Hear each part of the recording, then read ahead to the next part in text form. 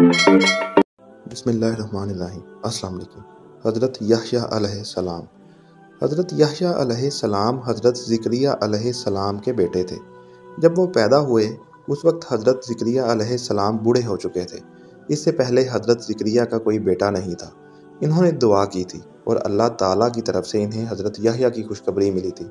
حضرت یحییٰ بہت ہی نرم دل تھے، وہ کبھی کسی کا دل نہ دکھاتے۔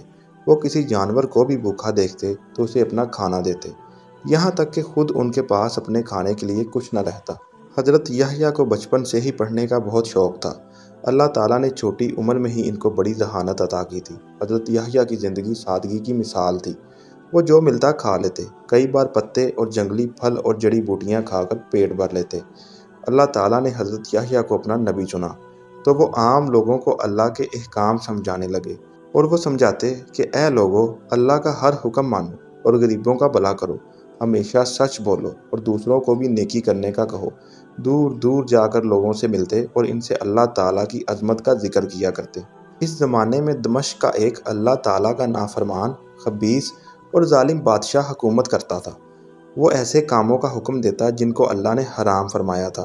ایک دن حضرت یحییٰ اس بادشاہ کے سامنے جا پہنچے۔ انہوں نے اسے ظلم سے منع کیا اور انصاف کرنے کو کہا۔ ظالم بادشاہ نے حضرت یحییٰ کی بات نہ سنی۔ بادشاہ نے اپنے سپاہیوں سے حضرت یحییٰ کو شہید کروایا۔ اللہ تعالیٰ نے بادشاہ کو اس گناہ کی سخت سزا دی۔